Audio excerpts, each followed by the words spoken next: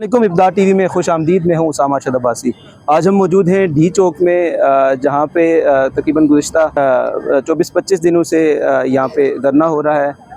उस धरने का जो जो प्रॉपर जो इस कैंपेन को लेके चल रहे हैं वो सेंटर मुश्ताक साहिब, उनकी जो वाइफ हैं, बेसिकली ये फाउंडर हैं सेव गज़ा कैंपेन की। तो सबसे पहले मैडम से पूछेंगे कि इस कैंपेन का क्या मकसद है और मतलब यहाँ पे जब से ये बैठे हुए इनको किस तरह की मुश्किलात का सामना करना पड़ा है। अस्सलाम वालेकुम मैडम। सबसे पहले तो मैडम आपका शुक्रिया, आपने हमें टाइम दिया। तो मैडम मुख्तसर सा आप तारुफ भी करवा दें सेव गज़ा कैंपेन के बारे में और बता दें कि इसका बेसिक पर्पज़ क्या है। जी, अच्छा, ये एक कोई ऑर्गेनाइजेशन नहीं है, कोई एनजीओ नहीं है, बल्कि सिर्फ़ और सिर्फ एक इमरजेंसी कॉल है और एक सिविल सोसाइटी कैंपेन है। तो बेसिकली हमारा जो फोकस है वो है गवर्नमेंट ऑफ पाकिस्तान से डिमांड्स पर, क्योंकि हम ये देख रहे थे कि पाकिस्तान की सिविल सोसाइटी तो वैसे भी बहुत खामोश थी, कोई आवाज़ नहीं उठ रही थी, बहुत कम, धीरे धीरे, या बहुत एक दफ़ा वन टाइम कोई कॉल, उसके बाद खामोशी।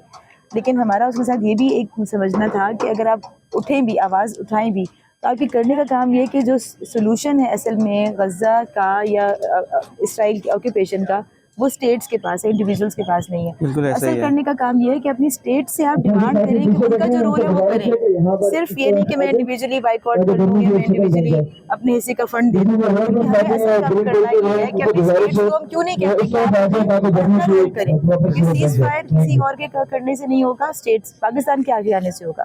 इसलिए हमारी जो कैंपेन है वो 5 डिमांड्स के ऊपर बेस करती है।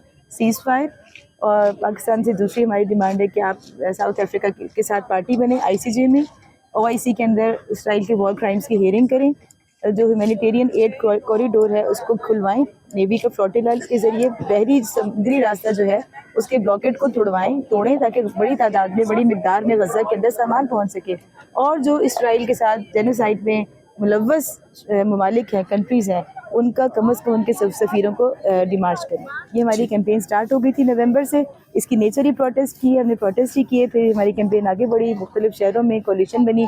फिर जब रफ़ा के ऊपर अटैक किया इसराइल ने, तो फिर हमने ये एक्सट्रीम कदम उठाया और हमने यहाँ पे धरना दिया डी चौक के अंदर। ये सिर्फ और सिर्फ कोई पॉलिटिकल एजेंडा नहीं है, बल्कि हम सिर्फ रफ़ा ऑपरेशन रुकवाओ, गज़ा बचाओ, इसके लिए हम यहाँ डी चौक पर बैठे हैं। ठीक है। अच्छा मैडम, जिस तरह आप कह रही हैं कि यहाँ पे छोटी छोटी बात पे बड़ी बड़ी कैंपेन्स और बड़ी बड़ी आप कह सकते हैं यूनियंस जो हैं, हमारे ह्यूमन राइट्स के लोग एक्टिव हो जाते हैं, तो क्या वजह है कि वहाँ पे जब इतने बच्चे जिस तरह से मतलब बंदा एक मतलब कहना मुश्किल है, वो बंदा जब इस चीज़ों को इमेजिन करता है, तो आपको क्या लगता है क्या वजह है कि हमारी गवर्नमेंट खामोश है, हमारी वो NGOs खामोश हैं, हमारा वो जो पूरा एक जैसे आप देख सकते हैं औरत मार्च में एक पूरा मतलब एक मुल्क को एक किस्म का वो आप कह सकते हैं हाईजैक कर लेते हैं। तो क्या वजह है कि उस तरह का यहाँ पे ना हमें कोई आवाज़ उस तरह की नज़र आ रही है, बल्कि आप लोगों की, मैं तो कहूँगा कि जिस तरह की आपकी तवाना आवाज़ है, शायद ही कोई और इस तरह का मतलब इस पे प्रॉपर काम कर रहा हो। तो इसकी आपको क्या वजह लगती है कि इतनी खामोशी क्यों है? जी, मुझे तो सही समझ में आ रहा है कि एक तो पाकिस्तान की सिविल सोसाइटी की वो तरबियत ही नहीं है। यानी अगर आप देखें तो हमारी हिस्ट्री नहीं है पाकिस्तान की सिविल सोसाइटी की, हमारा कल्चर नहीं है।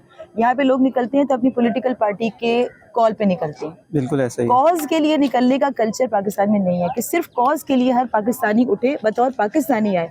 हमेशा लोग आते हैं तो अपनी पॉलिटिकल फ्लैग के साथ आते हैं या फिर किसी और एजेंडे के साथ। अच्छा, यही वजह है कि आपने इसको बिल्कुल नॉन पॉलिटिकल रखा है, कि सेंटर साहब का और आपका ताल्लुक खुद जमात इस्लामी से है, लेकिन आप उनका वो प्लेटफॉर्म यूज़ नहीं कर रहे। हम इसलिए नहीं कर रहे कि हम चाहते हैं कि गज़ा के लिए तमाम पाकिस्तानियों को इकट्ठा किया जाए और लोगों में लोग इस बात की ट्रेनिंग हो कि आपको असल में कॉज के लिए उठना है, तो और दूसरा है कि आपको यूनाइट होना है गज़ा के लिए। तो ये वो असल चीज़ है, क्योंकि आप देख रहे हैं कि वेस्ट में जो सिविल सोसाइटीज़ हैं वो किस तरह बड़े तादाद में उन्होंने 7 अक्टूबर के बाद से निकलना शुरू किया, मुसलसल निकले हज़ारों लाखों।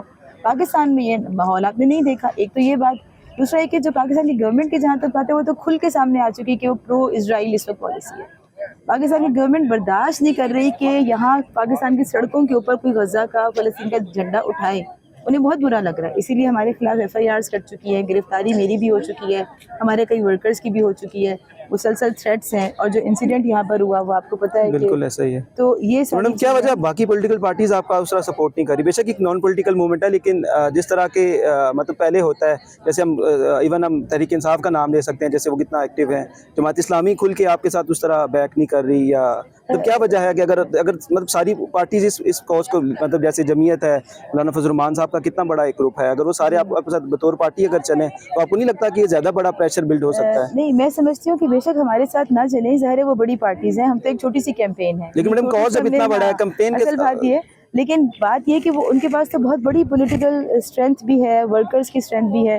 तो मेरा ख्याल है कि वो अपने तौर पर ही करते हैं जो भी करते हैं, और ये अच्छी बात है कि अगर पॉलिटिकल पार्टीज अपने प्लेटफॉर्म से भी करें तो बहुत अच्छा है। लेकिन ये क्या वजह है कि यूनिटी नहीं है उस मामले में? अगर अब मिलके, क्योंकि सबका मुतालबा तो यही है, कोई ऐसा तो नहीं है कि कोई मुतालबा सेपरेट हो या कोई इख्तलाफ हो, जी जी तो क्या बिल्कुल वजह है ऐसे ही। कि हमने एक तो खैर प्लेटफॉर्म पे मुत्तहिद होके नहीं गजा कर का रहे? तो हमेशा यही रहा कि जब भी किसी ने भी कॉल दी गजा के लिए तो सही। हमने अपनी कॉल को पीछे करके हमने उनको ज्वाइन किया है, चाहे वो इस्लामाबाद में है, चाहे कराची में है, चाहे लाहौर में है, चाहे MSO कॉल दे रही है, चाहे जमात इस्लामी कॉल दे रही है, हमने हमेशा उनको ज्वाइन किया, सही। इसलिए कि हम समझते हैं कि कॉज के लिए काम करना ये असल चीज़ है। मैडम, चूंकि हमारा यूथ ओरिएंटेड चैनल है, हमारा जी। फोकस है कि यूथ को हम शऊर दें, तो यूथ के लिए आपका क्या पैगाम होगा? जो लोग यहाँ पे मतलब फिजिकली नहीं आ सकते, क्योंकि हर बंदे की मजबूरी है, बिल्कुल। कोई लोग जॉब्स कर रहे हैं, कोई क्या, तो उन सब के लिए आपका क्या पैगाम है? वो किस तरह इस मैं कॉज में या समझती हूँ कि इस हमारी चीज़ में हिस्सा ले कैंपेन को सकते तो हैं? 80% से ज़्यादा यूथ ने उठाया है, सब सही। स्टूडेंट्स हैं। हमारी जितनी टीम्स डेवलप हुई हैं हमारी सिटीज़ के अंदर, हमारी social media teams, volunteers, universities में हमारी जो मतलब एक्टिव वॉलंटियर्स हैं, तो वो सब यानी 80% यूथ है ये। और सही। यहाँ भी आप देख तो सकते मैडम हैं, क्या आपको तरीका नजर कार है आता अगर कोई आपको ज्वाइन करना तो चाहे? उसके लिए हमारे उसका सोशल क्या? मीडिया प्लेटफॉर्म्स पर आएँ, ठीक उसके है। साथ हमारे सारे लिंक्स हमारे QR कोड पे मिल जाते हैं। सही। उसके साथ आप व्हाट्सएप कम्युनिटी भी आप ज्वाइन कर सकते हैं,